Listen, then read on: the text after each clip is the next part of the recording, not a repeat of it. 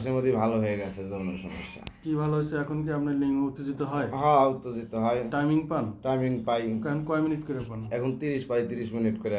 আচ্ছা, আলহামদুলিল্লাহ। আসসালামু আলাইকুম, শতত হোমিওল থেকে আমি ডাক্তার একেএম শামসুজ্জোহা।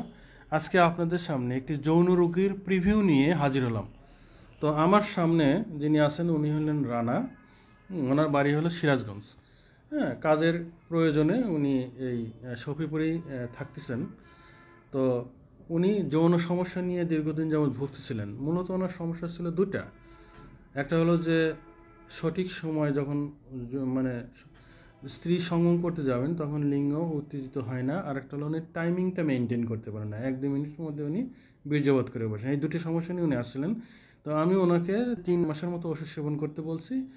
এখন উনি 2 মাস ওষুধ সেবন করছে। এখন 2 মাস ওষুধ, 3য় মাস উনি আমার এখানে আসছেন।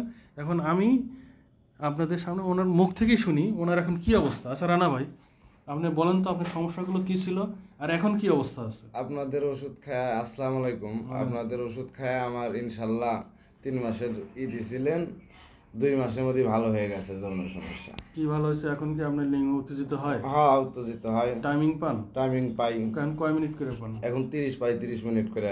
আচ্ছা, আলহামদুলিল্লাহ। তা আপনার যে এই সমস্যা, দুটো সমস্যা ছিল।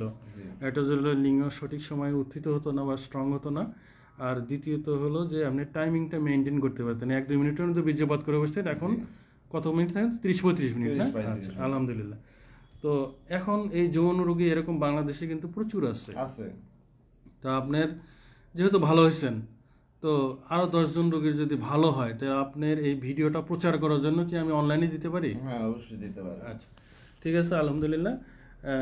এনার ভিডিওটা আমরা অনলাইনে দিয়ে দেবো।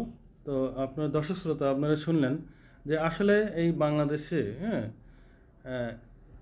যত ধরনের এই যৌন সমস্যা রোগী আছে তার মধ্যে দুটো প্রধান সমস্যা।